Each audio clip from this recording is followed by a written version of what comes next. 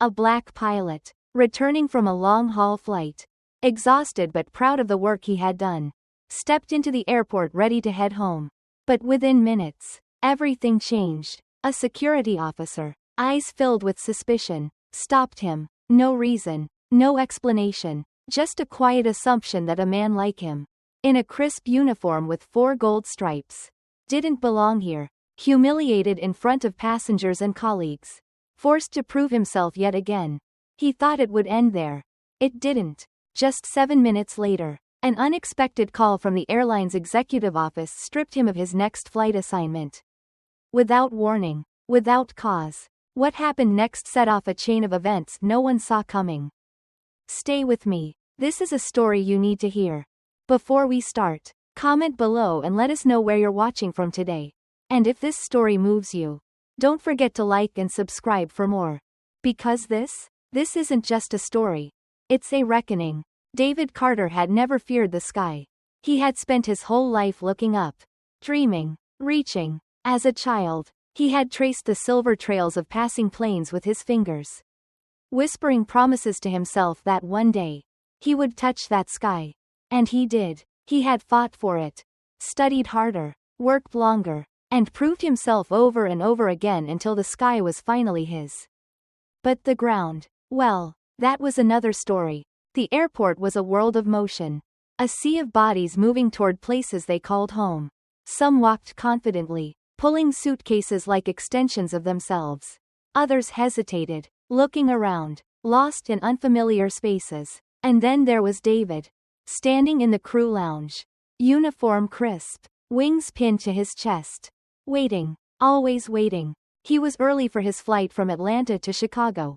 But he knew that no amount of punctuality could shield him from what was coming. There was always something. A pause too long, a smile too tight, a glance too sharp, a reminder that no matter how many hours he had in the cockpit, no matter how many flights he had safely landed, some people would always see a black pilot and hesitate. It started subtly, as it always did. When David walked into the flight crew briefing room, the conversation dulled. A couple of pilots, men who had shared flights with him before, nodded in his direction but didn't say much. The others avoided eye contact. It wasn't open hostility. It never was. But it was there, thick in the air, pressing against him like a weight. Then, the real cut came. "Captain Carter," said the flight director. A woman with a smile so thin it barely existed. "We need you to step outside for a moment." David raised an eyebrow. He had been flying with this airline for years. He had never been asked to step outside of a briefing before. "Why?" he asked, keeping his voice even. "There's just been a change," she said, but her eyes flicked toward the other pilot in the room. Captain Rick Danvers, a man with a face that looked carved from stone, graying at the temples, his arms crossed over his chest. David had heard of him before. A veteran, respected, and, according to whispers, someone who didn't think men like David belonged in the captain's chair. David turned toward Danvers, who met his gaze with something just short of a smirk. "What kind of change?" David pressed. "You've been reassigned," she said. There it was, a sharp, quiet cut. David clenched his jaw. He had checked the flight roster that morning. He had prepared for this flight. This was his route, his plane. There was no reason for a last-minute reassignment. Except one. Danvers unfolded his arms and finally spoke. His voice was easy, too casual. "We just thought it'd be best if someone more familiar with the route handled this one." "I am familiar with the route," David shot back. Danvers chuckled, shaking his head as if David were some rookie who just didn't understand how things worked. "Look, son," quote. That was all David needed to hear. He straightened his back, his hands tightening into fists at his sides. "I don't recall needing your approval to fly my own plane," David said, voice steady, measured. Danvers leaned in just slightly. Enough so only David could hear what came next. "You've had a good run," he murmured, his tone full of something venomous. "But let's not pretend this sky belongs to you." The silence that followed wasn't empty. It was full of everything unspoken, everything known but never acknowledged. The way things worked. The way things had always worked. David inhaled sharply, forcing himself to keep his shoulders squared. He could push back. He could demand a formal explanation. He could raise hell. But he knew how that would go. The rules weren't made for men like him. They never were. So, he exhaled, turned on his heel, and walked out. Not because he was giving up, but because the fight was just beginning. David Carter had walked out of that briefing room with his head high, his spine straight, but he knew the weight of what had just happened would settle on him soon enough. Like it always did. It wasn't the first time. And it sure as hell wouldn't be the last. Outside, the airport hummed with its usual rhythm. Suitcases rolling, voices blending into a constant murmur. The scent of overpriced coffee lingering in the air. The world kept moving, oblivious to the war being fought in rooms behind closed doors. In quiet conversations. In decisions made without a single outright slur but carrying the same venom. David exhaled sharply and checked his phone. A new flight assignment had come through. Newark to Denver. A red-eye. A lesser route. One typically given to junior pilots still proving themselves. Not a captain's flight. It was a message. Clear as day. Know your place. David resisted the urge to laugh. But there was nothing funny about it. They wanted him to break. To react. To become the angry black man who couldn't handle authority. He had seen it before. A black pilot speaks up. Questions something. Challenges the way things work. And suddenly, he's not a team player. He's difficult. He's reassigned to routes nobody wants until he takes the hint and walks away. He pocketed his phone and made his way to the gate for his new assignment. The walk felt longer than usual. Heavier, though he knew it wasn't the distance. It was the weight of the unwritten rules pressing down on him. By the time he reached the crew lounge, he had already decided, if they thought he would fold, they had the wrong man. Inside the lounge, a few pilots and flight attendants sat in clusters, chatting, checking schedules, scrolling through their phones. As David approached the counter to grab a coffee, he caught a few of them eyeing him. Not openly, but just enough. He knew what they were thinking. They had heard. "You okay, man?" David turned to see Jason, a younger black co-pilot, standing nearby, arms crossed. "I'm fine," David replied, keeping his voice even. Jason let out a slow breath. Words already out. Of course it was. The aviation world was small, and the rules of exclusion weren't always spoken, but they were well understood. The message sent to David wasn't just for him. It was for every other black pilot watching. "I'll be fine," David said again, but Jason didn't look convinced. "You sure? Because I've seen this before." Jason leaned in slightly, lowering his voice. "They did the same thing to Harris last year. Took him off a prime route. Reassigned him to back-to-back red eyes.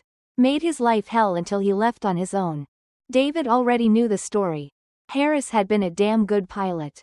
Just like David, and he had fought the same invisible battle. But he hadn't lasted. Jason's voice dropped even lower. "Look, man, I respect what you're trying to do. But, you know they don't want us here. Right?"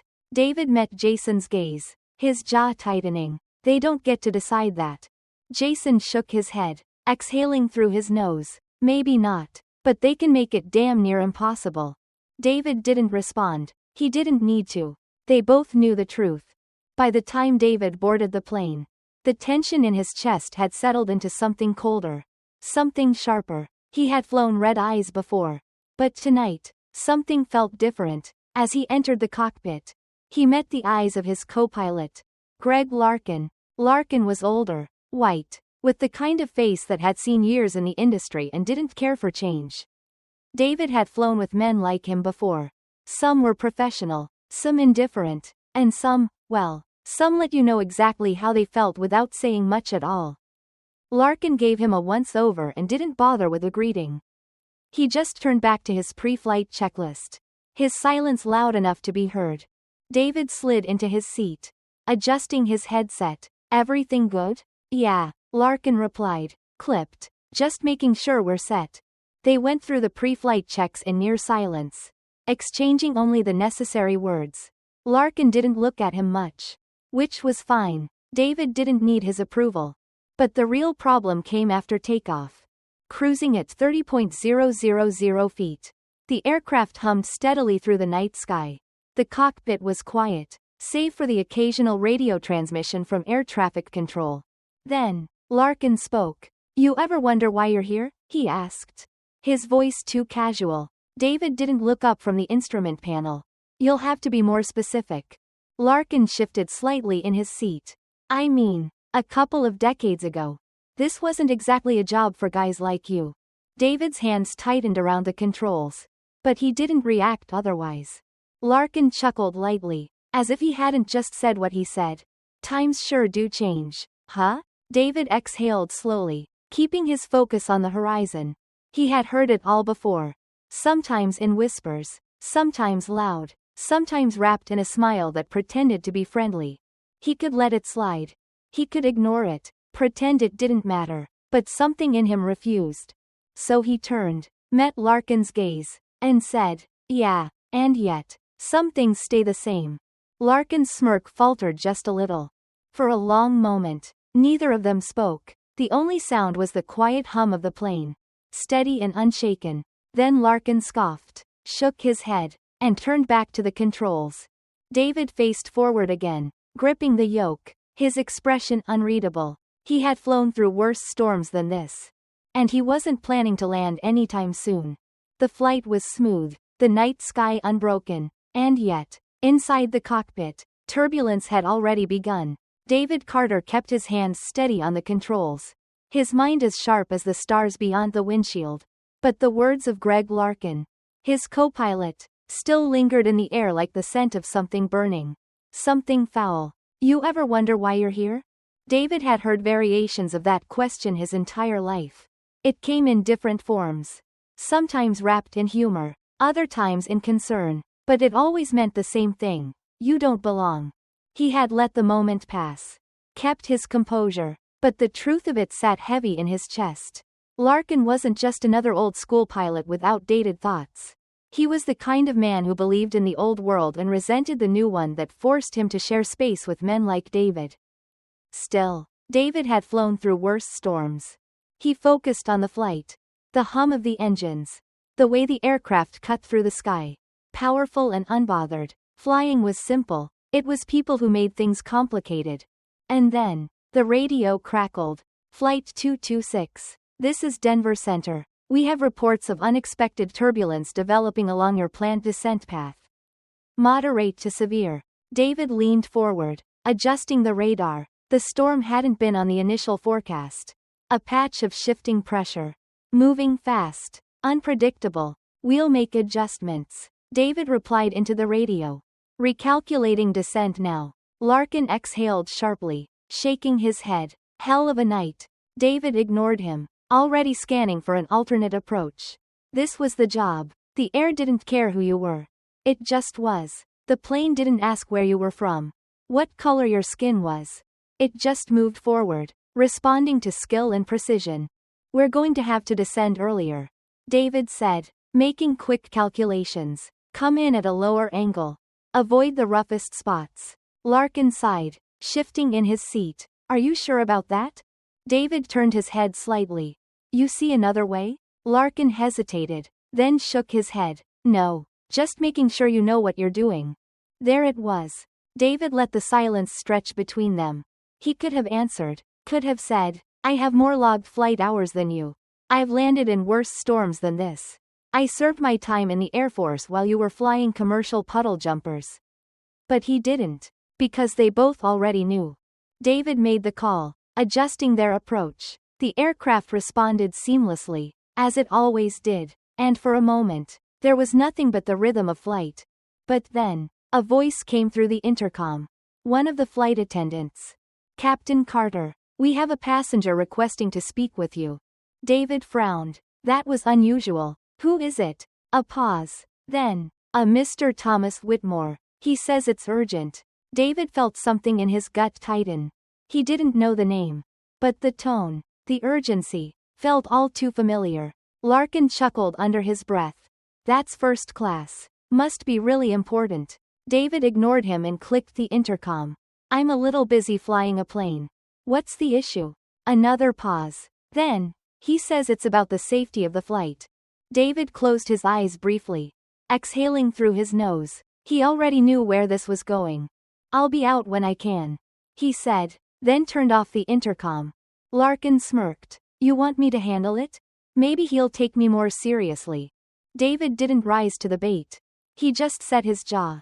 Eyes forward. Focus on the damn flight. When David finally stepped out of the cockpit, he didn't have to guess which passenger had made the request. Thomas Whitmore sat in first class. Expensive suit, silver hair neatly combed, the kind of man who carried himself like he owned everything around him. He was already turned in his seat, waiting, eyes locked on David before he had even approached. The flight attendant looked between them nervously. David kept his expression unreadable. "Mr. Whitmore, I hear you have a concern." Whitmore studied him for a moment, then stood. He wasn't loud, and wasn't aggressive. He didn't need to be. He had the quiet confidence of a man who had never been told no in his life. "I just wanted to ensure," Whitmore said, his voice smooth, measured, "that everything is under control up there." David didn't blink. "We're handling a minor weather adjustment, if that's what you're asking." Whitmore nodded slowly, but his expression didn't change. "You understand my concern, I hope. These things, they require the highest level of skill." David didn't move, didn't shift, didn't look away. "Yes, they do." A silence. A beat too long. Then Whitmore smiled. Polite, but empty. "Well, I'll let you get back to it. Just wanted to be sure." David gave a small nod and turned to leave. But just before he stepped away, Whitmore added, almost as an afterthought, "You know, I've flown with this airline for decades. Never had a concern before." David stopped, just for a second. Then he walked away. Back in the cockpit, Larkin barely glanced at him. "All good, Captain?" David sat down. "Strapped in." "Yeah." Larkin smirked. "I'll bet." David took a slow breath, steadying himself. He wouldn't let it shake him. But as he guided the plane through the storm, through the night, he knew what had just happened. He had seen it before. He had lived it before. A white man in first class. A pilot in the cockpit. And a question, always unspoken but always there. Should I trust him? Not because of experience, not because of skill, but because of skin. David clenched his hands around the yoke. His grip firm, unshaken. They wanted doubt. They wouldn't get it. The storm outside had passed. But inside the plane, something heavier remained. David Carter kept his focus on the controls. On the soft hum of the engines. On the numbers glowing steady across the dashboard. The flight was stable, the course locked in, and yet, in his gut, he knew the turbulence wasn't over. Beside him, Greg Larkin had been quiet for a while now. Too quiet, and that was worse than his usual remarks. Worse than the way he liked to smirk and imply. Silence had a weight of its own. A presence that filled the air between them. Then, finally, Larkin spoke. "So, what did first class want?" David didn't look away from the control panel. "Nothing important." Larkin chuckled under his breath. "That right?" David could hear it in his tone. The knowing, the amusement. "I bet I could guess." Larkin continued. "Man like that. Old money. Used to a certain standard." He dragged the last word out like it was something filthy. Something beneath him. Probably just wanted a little reassurance. David tightened his grip on the yoke. There was a kind of arrogance that only came from knowing the world had always bent in your favor. And there was a kind of exhaustion that came from always having to prove yourself to people who had never once been tested in the same way. Larkin stretched, letting out a lazy sigh. "Can't say I blame him. Really. He's probably been flying this airline longer than you've been alive. Man's got a right to ask questions."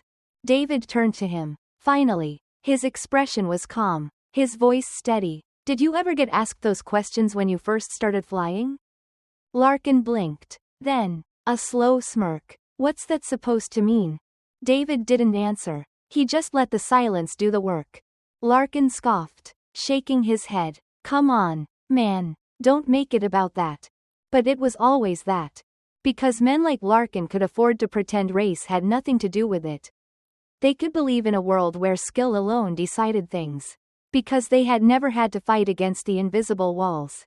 Never had to hear the quiet doubt hidden in polite words. And David knew, no matter how many flights he landed perfectly, no matter how many storms he guided his passengers through safely, there would always be men like Thomas Whitmore in first class, like Greg Larkin in the co-pilot seat, waiting for the moment he failed. Because a mistake from him wouldn't just be his mistake. It would be proof. Proof that they had been right to doubt him. Proof that he never should have been there in the first place. The radio crackled again. Flight 226. We're seeing unexpected crosswinds on approach to JFK. Be advised. Conditions are shifting rapidly. David nodded, clicking the radio. Copy that. Adjusting course. He didn't have time for Larkin's smirks or Whitmore's doubts. He had a job to do. But the landing wouldn't come easy. As they began their descent, the winds picked up, stronger than forecasted, unpredictable. The plane rocked, shaking slightly, but David held firm, adjusting as needed. In the cabin, the passengers stirred. John Whitmore, in first class, clenched the armrest just a little tighter. The turbulence worsened, a sharp dip making a few passengers gasp. Larkin glanced at David. Are you sure about this approach? It wasn't a real question. It was another test, another moment where he got to play the role of the one who knew better. David didn't rise to it. We stick to the plan. A strong gust hit them from the side, tilting the plane slightly before David corrected. His hands were steady, his breathing is slow. But in the cabin, doubt was growing. Whitmore's hands tightened. He turned to the flight attendant. Who's flying this plane? The flight attendant hesitated, glancing toward the cockpit. Whitmore nodded to himself, lips pressed into a thin line. I knew it. And then, suddenly, without warning, he pressed the call button. The light flickered on. The flight attendant leaned in. Sir, is everything okay? I want to speak to the captain, Whitmore said. The flight attendant gave a polite but firm smile. Sir, the pilots are busy with the landing right now. Quote. Whitmore's voice hardened. Then I want to speak to whoever is really in charge up there. The words carried. Nearby passengers turned, some confused, some concerned. The plane shook again. Another guest. David remained calm. This was nothing new. He had flown in worse. But in the cabin, fear had taken hold. Whitmore leaned in, lowering his voice but making sure he was heard. I don't like this. The turbulence. The handling. I have concerns. A younger man, sitting across the aisle, frowned. You saying what I think you're saying? Whitmore's jaw tightened. I'm saying I don't trust what's happening here. The young man scoffed. Man, you're out of line. But Whitmore didn't back down. He folded his arms, looking smug. When this flight is over, I'll be making a formal complaint. And just like that, it was already happening. Not the wind, not the storm, not the landing. The real danger, the quiet, corrosive thing that lived in the air, that turned doubt into action. David landed the plane smoothly. Not a single miscalculation, not a single rough touchdown. But it wouldn't matter. Whitmore had already made up his mind. And men like Larkin, men like Whitmore, they didn't need proof to believe what they already wanted to believe. As David shut down the engines, as the passengers gathered their things, as Whitmore stood up and straightened his suit, preparing to file his complaint, David felt something settle in his chest. It wasn't anger. It wasn't fear. It was just tired. Because no matter how perfectly he flew, no matter how many flights he landed, there would always be someone waiting to say, I don't think he belongs here. And David Carter would have to prove them wrong. Again, and again, and again. The plane had landed. The passengers were filling out. The worst, in theory, should have been over. But David Carter knew better. He sat in the cockpit, his hands still resting on the yoke, listening to the quiet hum of the engines as they powered down. His heartbeat had slowed. His breathing was even, but that deep, familiar weight still sat on his chest. Greg Larkin was the first to move. He stretched, letting out a low whistle. Well, he said, smirking. Another successful landing, Captain. David ignored the edge in his voice. Outside, through the cockpit window, he could see the jet bridge extending. The airport crew moving about with well-practiced efficiency. Inside the cabin, the sound of shuffling luggage and polite goodbyes filled the air.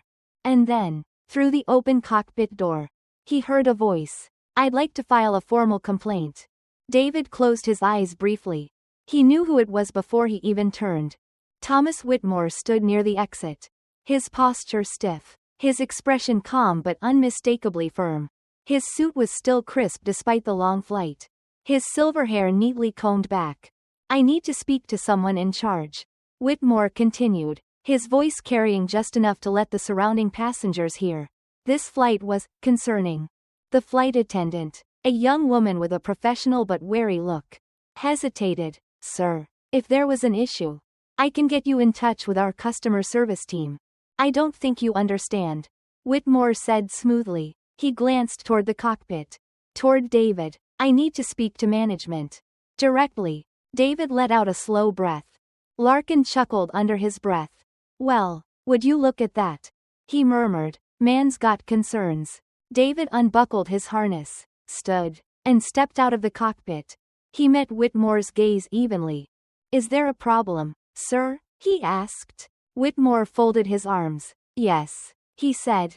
A few passengers, the ones still waiting to disembark, had stopped moving. Some looked confused. Others are wary. David stayed calm. He'd seen this before. Whitmore's voice was polite, measured, but every word was deliberate. "I was uncomfortable with the handling of this flight," he said. "The turbulence, the decision-making, the way things were run. I simply want to make sure everything is in order." David tilted his head slightly. "Everything was in order," he said. Whitmore let out a short breath, as if he were speaking to a child who didn't understand. "Look, son," he said, lowering his voice, but making sure others could still hear. "I've been flying for over 40 years. I know when something's off." David didn't react. He knew what this was. It wasn't about the flight. It wasn't about the turbulence. It wasn't even about safety. It was about doubt. Doubt that had existed long before Whitmore ever stepped onto this plane. Doubt that men like him carried, tucked neatly inside their polished shoes and tailored suits. David had seen it before. In 1,000 small ways. The way people hesitated when he walked into a briefing room. The double takes. The cautious, probing questions. The simple, "Are you sure?" carried an unspoken meaning when directed at him. And now, Whitmore was doing what men like him had always done. He was making sure his doubt became fact. "I'll be speaking with the airline about this," Whitmore continued. "I don't expect you to understand, but there's a standard that must be upheld." David said nothing. A young black woman, sitting near the exit, crossed her arms. "You mean the standard you decided he didn't meet before we even left the ground?" Whitmore turned to her, clearly irritated. "I beg your pardon?" She stood. "I saw you watching him before takeoff. Hear the things you were muttering. And now, after a perfectly smooth landing, you've suddenly got concerns?" She scoffed. "You don't have any concerns, Mr. Whitmore. You have a problem." A few passengers murmured in agreement. A middle-aged Latino man near the aisle gave David a small nod. A silent show of support. Whitmore's jaw tightened. "I don't believe this is any of your business, young lady. It's everyone's business when you try to turn a made-up problem into something real just because you don't like who's flying the plane." She shot back. David held up a hand, silencing the exchange. He turned back to Whitmore. "If you'd like to file a complaint, you're more than welcome to do so," he said, voice level. "But let's be clear, this flight was handled with precision. Every decision was made with safety in mind. If you felt uncomfortable, that's your own issue, but don't mistake discomfort for danger." Whitmore's face darkened, but he said nothing. David didn't wait for a response.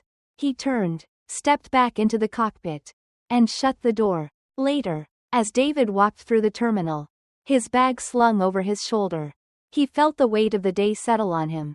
The complaint wouldn't go anywhere. He knew that. There had been no actual incident. No mistake to point to. But that wasn't the point. The point was to plant doubt.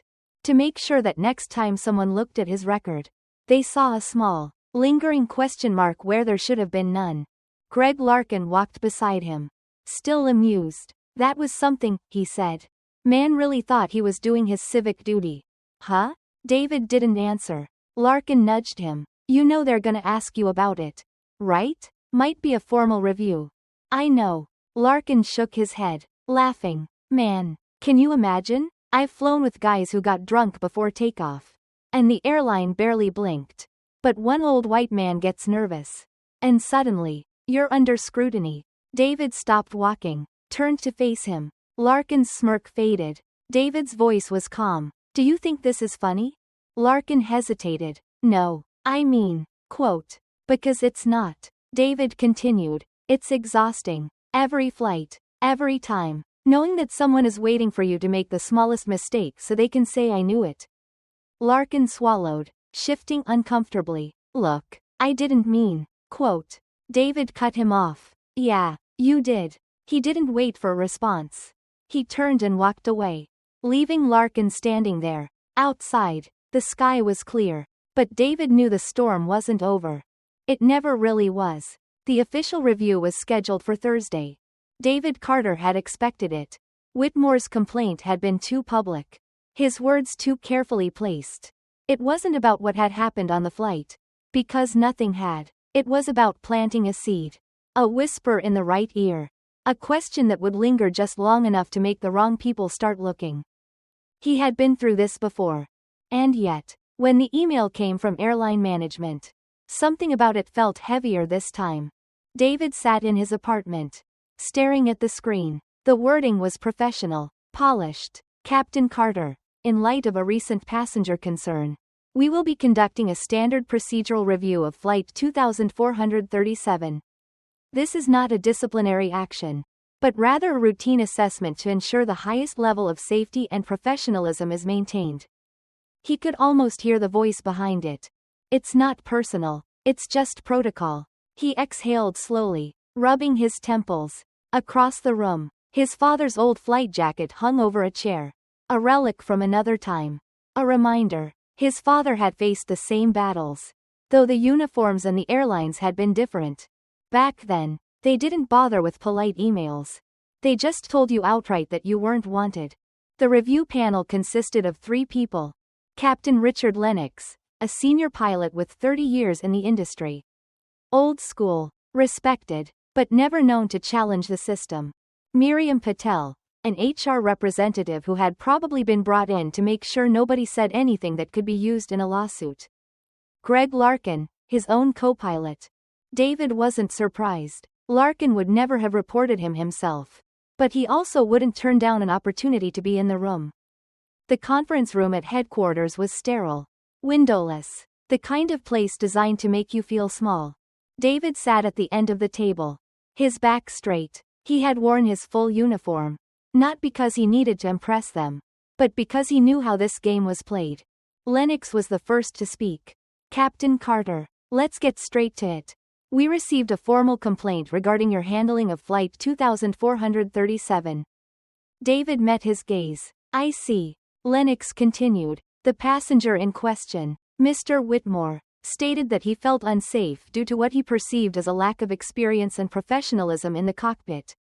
David let the words hang in the air for a moment. Then, calmly, he asked, did he cite a specific incident? A procedural failure? A mistake in flight operations? Lennox hesitated. Miriam Patel quickly interjected. To clarify, there is no claim of technical error. The concern is more perceptual. David tilted his head slightly. Perceptual, he repeated. Larkin cleared his throat. Look, man, you know how this works. Some passengers get nervous. Maybe the storm didn't help. Maybe, he trailed off. David waited. Maybe you didn't help. Larkin finished awkwardly. A small silence filled the room. David nodded once. So let's be clear, he said, his voice even. A white man with no aviation experience felt uncomfortable. And that is now cause for a formal review of my performance? Miriam Patel shifted uncomfortably. We're simply ensuring all passengers feel safe. David leaned forward. Safe? He said quietly. Tell me, was there a review when a pilot showed up still hungover from the night before? Because I've flown with that guy. Lennox's expression darkened. Captain Carter. Quote. David didn't stop. Was there a review when a captain ignored turbulence warnings because he wanted to make up time and nearly botched a landing? Because I've sat in that cockpit. Larkin's mouth opened, then closed. David's voice was steady, but unyielding. You want to talk about safety? Fine, let's talk about it, but let's not pretend that's what this is. The silence that followed was longer this time. Lennox tapped a pen against the table, then finally sighed. Captain Carter, you know as well as I do that public perception matters. David's jaw tightened, because there it was. Not skill, not training, not experience. Public perception.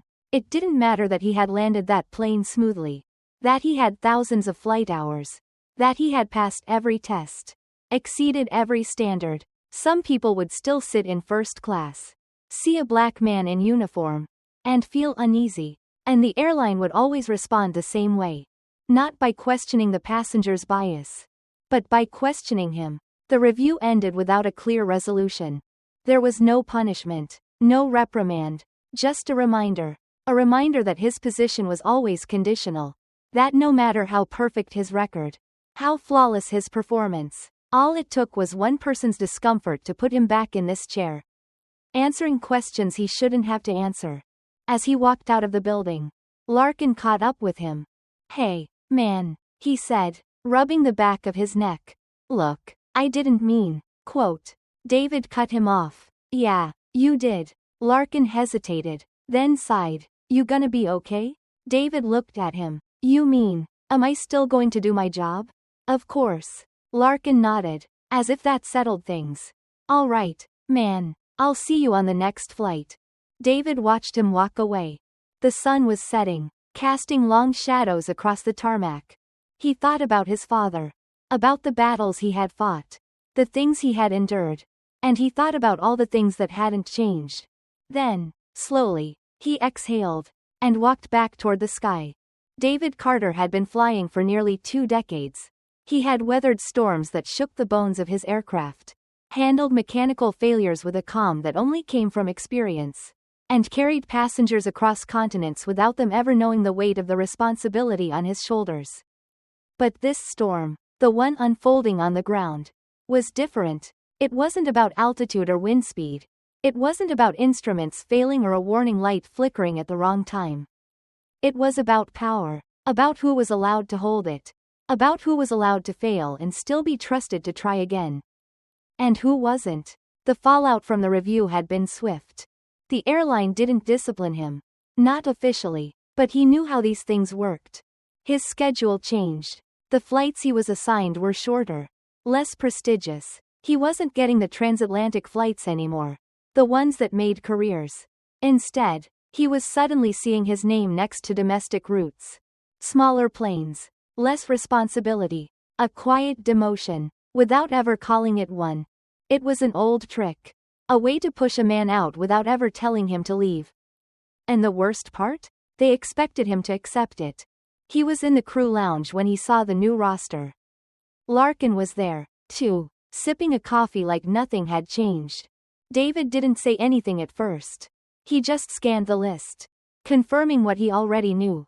Larkin glanced over, then back at his cup. Looks like you got a lot of short hauls this month. David didn't look at him. Looks like. Silence. Then Larkin sighed. Look, man, maybe it's temporary. David turned to him. You know it's not. Larkin hesitated. It's not that bad. You're still flying. David let out a small laugh, shaking his head. Still flying. He repeated. That's what you think this is about? Larkin shifted uncomfortably. You know what I mean. David set down the roster. Have you ever had a review because a passenger didn't like the way you looked? Larkin didn't answer. David pressed on. Have you ever been taken off an international route after a perfect flight record? Ever been pushed to short hauls without an explanation? Larkin swallowed, then shook his head. No. David nodded. And you never will. Another silence. Then, almost too softly to hear, Larkin said, I can't change the way things are. David. David studied him for a moment. Then he stood. Neither can I. But that didn't mean he had to accept it. That night, he made a decision. He wasn't going to wait for them to push him out. He was going to push first. He had been fighting this battle since he set foot in flight school. Since the first instructor looked at him and asked, Are you sure this is what you want to do? Like it was a question they never asked the others.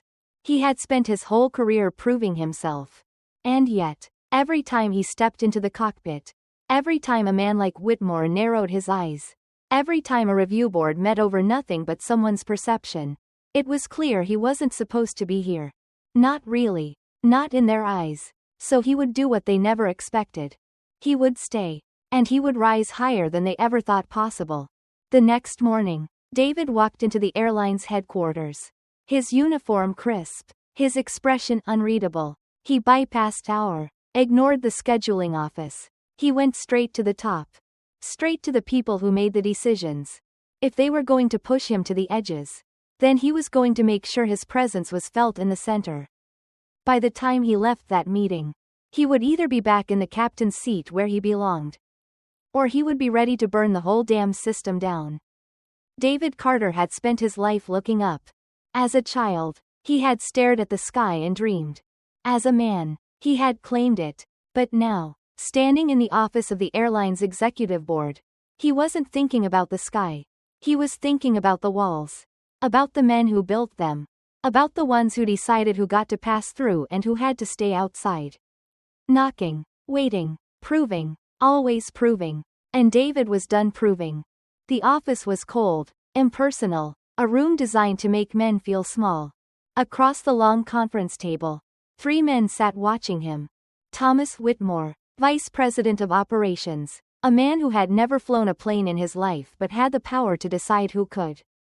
Lloyd Anderson, Director of Pilot Relations. He called himself a friend to the pilots. He was not. And Richard Barrett, the CEO, the man at the top. The man who smiled for the cameras.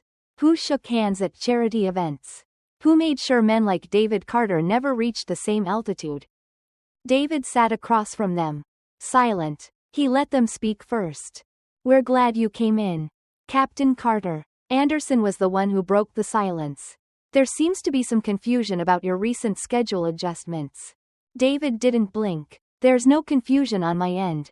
Anderson smiled, like a man trying to sell a lie he knew wasn't worth much. "We value you, Captain, your experience, your skill." Quote. David cut him off. "Then put me back on international flights." A beat of silence. Whitmore exhaled slowly, as if tired already. "We're simply reassessing assignments." David leaned forward, folding his hands. "Reassessing." "Yes." David nodded once. "Was Whitmore reassigned?" A flicker of irritation crossed the VP's face. "Excuse me?" I said. David repeated. "Was Whitmore reassigned? After the incident where he miscalculated fuel intake on a transatlantic flight? A mistake that cost this airline money?" Silence. David turned to Anderson. "What about Captain McAllister? Did you reassign him after he ignored turbulence warnings and had to make an emergency landing?" More silence. David turned back to Barrett, the man at the top. "Or is reassignment just for me?" Barrett adjusted his tie. "Captain Carter." Quote. "No," David said, his voice steady, sharp. "Let's not pretend. We all know why I'm here." Barrett sighed. "You're overreacting." David smiled. But it was not a kind smile. "And you're underestimating me." Barrett's face darkened. "Careful, Captain." David let the words settle. Then, very deliberately, he reached into his pocket and placed a flash drive on the table. It was small, but its weight could crush an empire. Barrett's eyes flickered to it. "What's that?" David tapped it once. "Every biased review. Every unfair reassignment. Every black pilot passed over for promotion. Every white pilot was protected after making a mistake that would have grounded a man like me for life." Silence stretched long between them. Whitmore spoke first, his voice sharp. "You think you can threaten us?" David met his gaze. "I don't need to." Anderson swallowed. "Where did you get this?" David smiled. "You'd be surprised how many people get tired of watching the same story play out." Barrett was quiet, calculating. He had built this company, shaped its culture, and controlled its stories. He wasn't used to men like David standing in front of him with something he couldn't control. But David saw it, the recognition. He wasn't a problem that could be quietly moved to smaller routes anymore. He was the turbulence they hadn't prepared for. Barrett exhaled. What do you want? David sat back. I want what I earned. I want what every black pilot in this airline earned. And I want you to understand that if I walk out of here without it, I won't be walking out quietly. Barrett studied him. And then, slowly, he nodded. Whitmore looked like he wanted to argue. But Barrett silenced him with a glance. Anderson reached for his pen. We'll reinstate your original schedule. David nodded. That's a start. He reached for the flash drive. Pocketed it. Then he stood, buttoned his jacket, adjusted his cuffs, and left. 3 weeks later, he was in the cockpit of a Boeing 787, preparing for takeoff. Not a short haul. Not a quiet demotion. A transatlantic flight. Where he belonged. Eric sat beside him, running final checks. You ready? David nodded. Always. Eric grinned. I heard about your meeting. David didn't look up. Did you? Eric chuckled. Yeah, you made some people nervous.